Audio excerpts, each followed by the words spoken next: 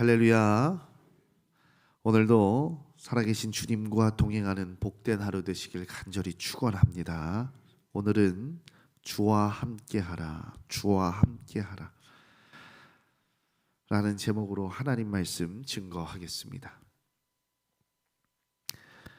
여러분의 꿈은 무엇입니까? 평생을 들여서 해야 할 일이 있다면, 완수해야 할 무언가가 있다면 무엇입니까? 사람은 모두 꿈을 품고 삽니다. 간절히 희망하는 것, 내 생을 털어 이루어졌으면 하는 귀중한 바람을 하나씩 가지고 살아갑니다. 그것이 내 사역이 아니라 모두가 기쁜 공익이라면 우리는 그러한 소망을 숭고하다고 이야기할 겁니다. 사도 바울에게도 꿈이 있었습니다. 뚜렷한 비전을 향해서 표대를 놓고 뛰어갔던 비전어리, 천국을 발견하고 모든 것을 털어 사려고 했던 사명자가 바로 바울이었습니다. 이 바울의 생을 보면서 오늘 고린도전서 16장을 보면서 우리에게 여전히 가야 할 길이 있고 품어야 할 꿈이 있다면 무엇이어야 하는지, 남녀노소 시대에 상관없이 성도라면 마땅히 갖춰야 할 가치가 있다면 무엇이어야 하는지, 그것을 또한 어떻게 이룰 수 있는지 함께 영적인 교훈을 찾고 기도의 제목을 삼고자 합니다. 첫째로, 하나님의 시각에서 인생을 바라보시길 바랍니다. 하나님의 시각에서 인생을 바라보라. 여러분, 우리가 인생에서 꾸는 모든 꿈은 내 존재가 사라질 때 없어집니다.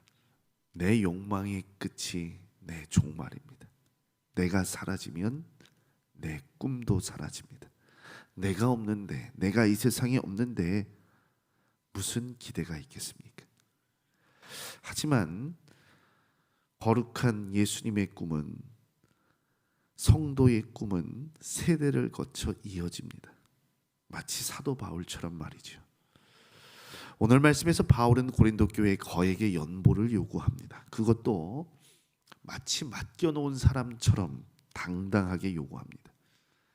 어떻게 이런 태도가 가능한 것인지, 대개 이게 돈을 요구하면 이제 헌금 설교하는 목사도 이게 도움을 청하는 입장이면 일단 굽히고 들어가는 것이 정상이지요.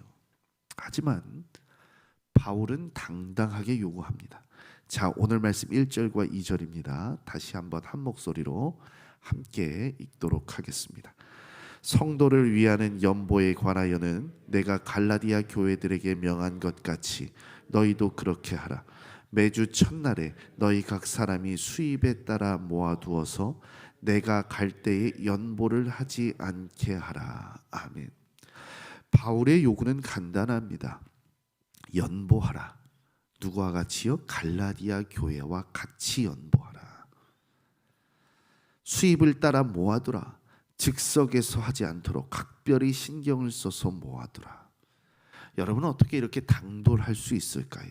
마치 꿔준 사람이 받으러 가는 것처럼 사도 바울은 연보를 요구하고 있습니다.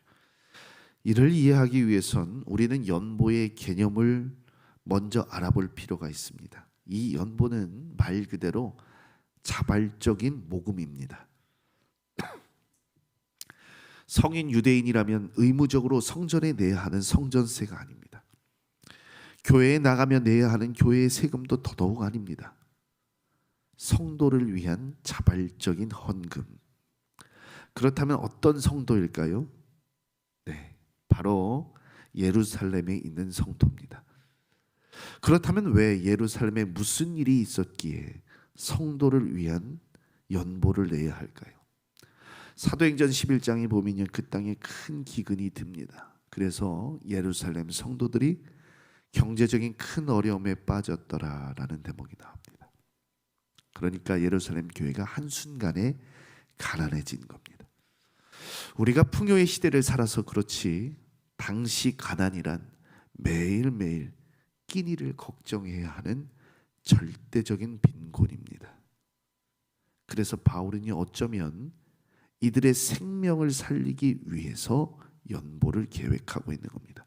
그렇습니다. 바울이 당당했던 이유, 첫째로 생명을 살리기 위함이었습니다.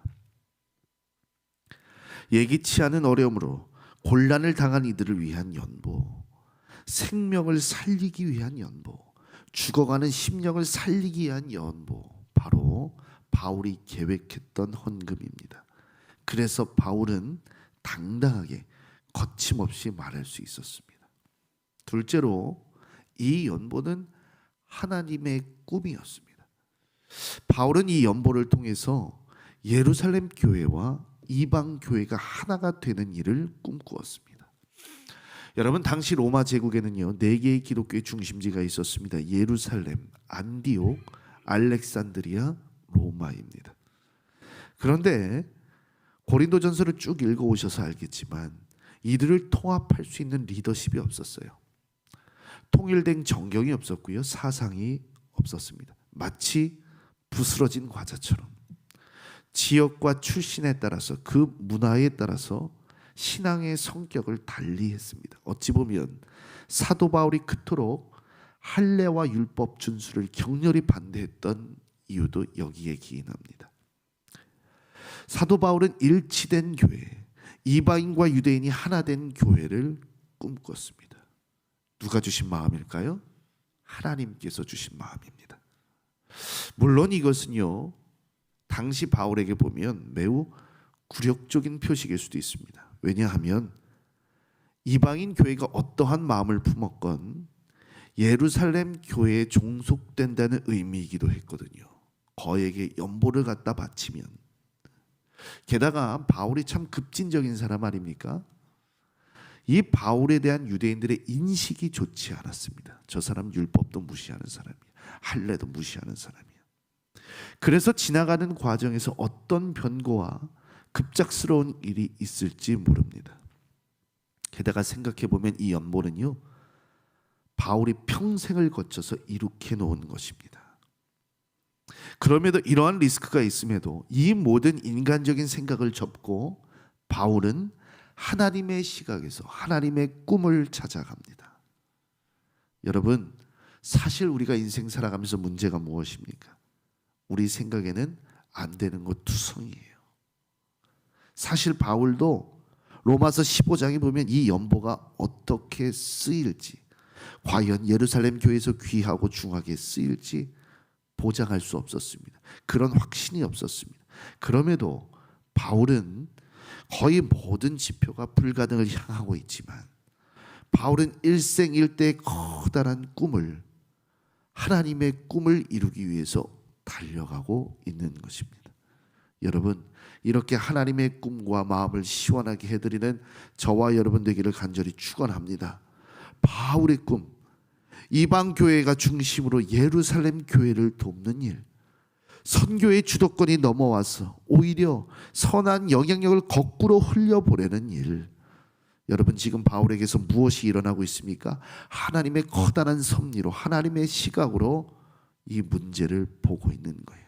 여러분, 문제는 하나님의 시각에서 볼 때, 하늘의 시선에서 볼 때 한없이 작아집니다. 문제 앞에서 기죽지 마시고 당당하시기 바랍니다. 내가 하나님의 마음을 공유하고 있다면, 내가 하나님의 꿈을 품고 있다면, 그것이 내 비전이라면 당당하게 요구할 수 있습니다. 여러분, 은혜로 살아가시길 간절히 축원합니다. 하나님의 시각과 하나님의 꿈으로 살아가시길 바랍니다. 그리할 때 여러분을 통해서 놀라운 일이 이루어질 줄 믿습니다. 비록 사실 인생에서 거룩한 꿈을 꾼다는 거, 지금의 인간적인 시선에서 보면 계란으로 바위 치는 것 같아요. 당장엔 성과가 없는 것 같아요. 하지만 하나님께서는 반드시 그 선한 꿈을 이루어 주실 줄 믿습니다. 그런 믿음과 소망을 가지고 오늘도 하나님 나라를 위해서 헌신하는 저와 여러분 되기를 간절히 축원합니다. 둘째로, 모든 인생의 여정이 주님께 있습니다.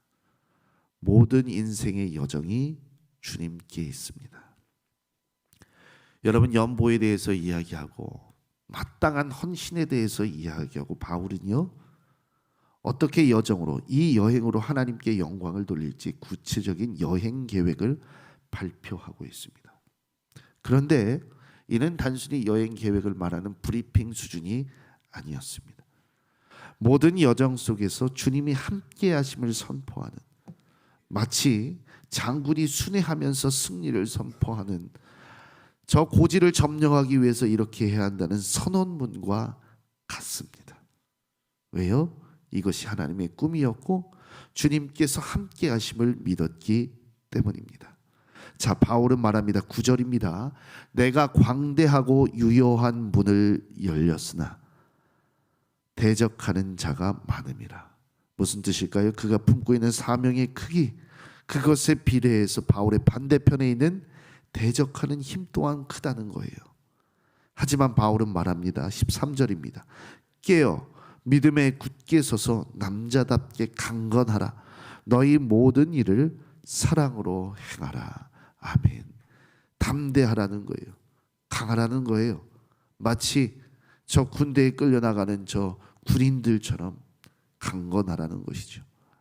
걱정받고 염려받아야 할 사람이 오히려 어떻게 해요? 신앙적인 도전, 용기를 주고 있는 겁니다. 어떻게 이럴 수 있을까요? 바울은 3차 전도 여행 그리고 로마의 여행을 통해서 하나님께서 섭리하고 계심을 분명히 느꼈습니다. 예를 들어서 배가 파선했어요. 성경에 보면 살 소망이 사라졌어요. 그럼에도 불구하고 하나님께서는 역사하셔서 선한 길을 인도하셨다는 것이죠. 에베소와 맹수와 싸울 때에도, 광주에 내려져서 야반 도주할 때에도, 돌에 맞아서 죽어 있는 것과 같은 모습일 때에도, 매를 숱하게 맞을 때에도, 그래서 억울한 일을 당할 때에도 그는 하나님의 동행하심, 예수님의 동행하심을 느꼈습니다.